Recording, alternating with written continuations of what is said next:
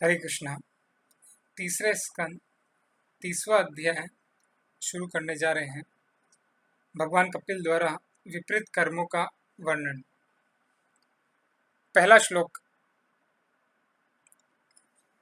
भगवान ने कहा, जिस प्रकार बादलों का समूह वायु की शक्तिशाली प्रभाव से परिचित नहीं रहता, उसी प्रकार भौतिक चेतना में संलग्न व्यक्ति काल की उस महान शक्ति से परिचित नहीं रहता जिसके द्वारा उसे लाया जा रहा है। तात्पर्य। श्री प्रभुपाद द्वारा महान राजनीतिक पंडित चाणक्य ने कहा है कि यदि कोई लाखों डॉलर भी खर्च करने को तैयार हो तो भी एक क्षण का समय वापस नहीं पाया जा सकता। अमूल्य समय बर्बाद होने से अकल्पनीय क्षति होती है। मनुष्य के पास जितना समय है उसे भौतिक या आध्यात्मिक कार्यों में सावधानी के साथ लगाना चाहिए। बद्धजीव शरीर विशेष में एक निश्चित काल तक रहता है और उसी अल्प अवधि में मनुष्य को कृष्ण भक्ति पूरी करके काल के प्रभाव से छुटकारा पाना है। किंतु दुर्भाग्यवश जो कृष्ण भावना मत में अपने को नहीं लगाते हैं, वे अनजाने में ही काल की प्रबल शक्ति के द्वारा उसी प्रकार बहा ले जाते हैं जिस प्रकार वायु के द्वारा बादल। दूसरा श्लोक है। तथाकथित सुख के लिए भौतिकवादी द्वारा जो जो वस्तुएं अत्यंत कष्ट तथा परिश्रम से अर्जित की जाती है, उनको काल रूप परम पुरुष नष्ट कर देता है और इसके कारण बद्ध जीव उनके लिए शोक करता है। तात्पर्य। भगवान के प्रतिनिधि रूप काल का मुख्य कार्य सभी वस्तुओं को नष्ट करना है। भौतिकवादी लोग भौतिक चेतना के कारण आर्थिक विकास के नाम पर न जाने कितने प्रकार की वस्तु उत्पन्न करने में लगे हुए हैं। वे सोचते हैं कि लोगों की बढ़ती हुई आवश्यकता को पूरा करके वे सुखी होंगे, किंतु वे यह भूल जाते हैं कि कालक्रम से उनके द्वारा उत्पन्न की गई सारी वस्तुएं नष्ट हो जाएगी। इतिहास हमें बताता है कि इस भूमंडल पर न जाने कितने शक्तिशाली साम्राज्य का निर्माण कितने कष्टों तथा अध्यवसाय के फलस्वरूप हुआ था, किंतु काल के साथ वे सारे के सारे नष्ट हो गए। ये भी तो भी ये मूर्ख भौतिकवादी यह नहीं समझ पाते कि भौतिक आवश्यकताएं की वस्तु उत्पन्न करने में वे समय का अपव्यय ही कर रहे हैं, क्योंकि वे सारी वस्तुएं काल के साथ नष्ट हो जाएगी। शक्ति का यह अपव्यय जनसमूह अज्ञान के कारण है, जो यह नहीं जानता कि मनुष्य सनातन है और उसका कार्य भी सनातन है। वे यह नहीं जानते कि किस प्रकार के शरीर में जीवन की अवधि शाश्वत यात्रा की चमक मात्र है। इस तथ्य को न जानने के कारण वे जीवन की इस क्षणिक चमक को सब कुछ मान बैठते हैं और अपना समय आर्थिक परिस्थितियों को सुधारने में नष्ट कर देते हैं। तीसरा श्लोक। विभ्रमति भौतिकवादी व्यक्ति यह नहीं जानता कि उसका अपना यह शरीर अस्थायी है और घर, जमीन तथा संपत्ति जो इस शरीर से संबंधित है, ये सारे आकर्षण भी क्षणिक है। वह अपने अज्ञान के कारण ही हर वस्तु को स्थायी मानता है। तात्पर्य। भौतिकवादी सोचता है कि कृष्ण भावना मत में अनुरक्त व्यक्ति सनकी होते हैं, जो हरे कृष्ण कीर्तन में अपना समय गवाता है, किंतु यह नहीं सोचता कि वह स्वयं पागलपन के गहन अंधकार में है, क्योंकि वह अपने शरीर को स्थायी मान बैठा है। अपने शरीर के साथ ही वह अपने घर, देश, समाज व अन्य सज्जा को स्थायी मान लेता है। घर, जमीन आदि को स्थायी मार बैठना माया मोह कहलाता है। यहाँ पर इसका स्पष्ट वर्णन हुआ है। मोहाद ग्रह क्षेत्र वसुनी। मोहवश ही भौतिकवादी अपने घर, अपनी भूमि तथा अपने धन को स्थायी मानते हैं।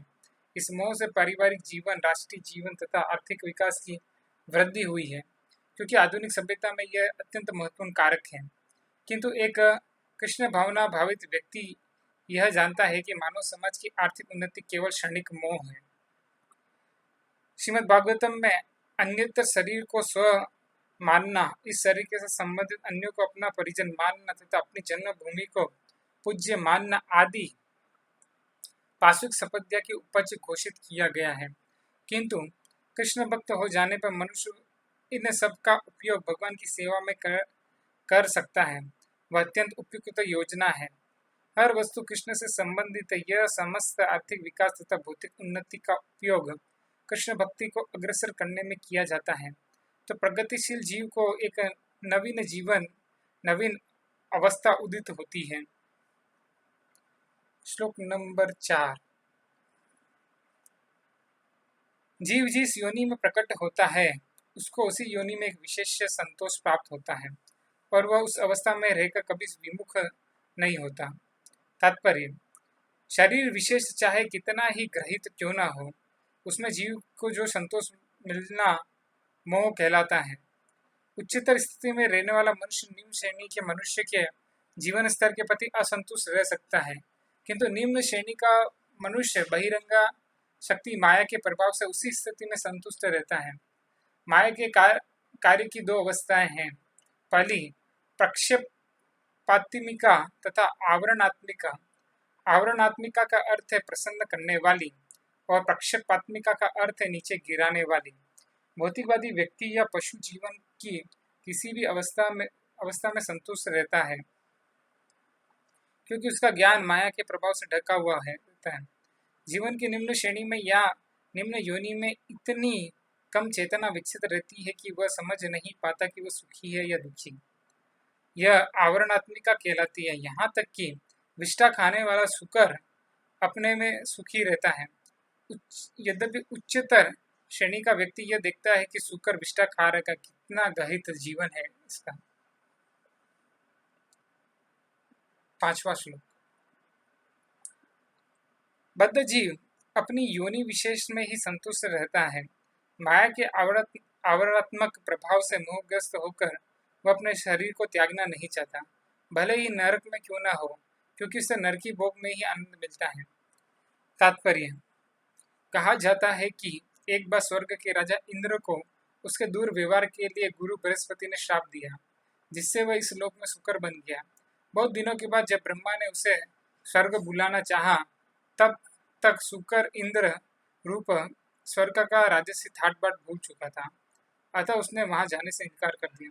यह माया का पाश है। यहाँ तक कि इंद्र को अपनी नैसर्गिक जीवन स्तर भूल गया और वह शुकर के जीवन स्तर से संतुष्ट था। माया के प्रभाव से बद्ध जीव अपने शरीर के प्रति इतना अनुरक्त हो उठता है कि यदि उससे कहा जाए कि इस शरीर को त्याग दो, तुम्हें राजा का शरीर दिया जाएगा, तो वह राजी नहीं होगा। यह आसक्ति समस्त बद्ध जीवों को बुरी तरह प्रभावित करती है।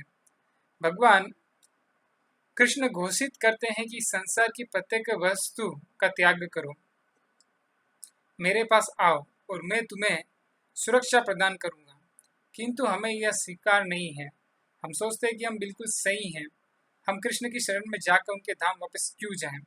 यही मोह या माया है। प्रत्येक प्राणी अपने जीवन स्तर से संतुष्ट रहता है, भले ही वह कितना ही ग्रहित क्यों ना हो। हरे कृष्ण।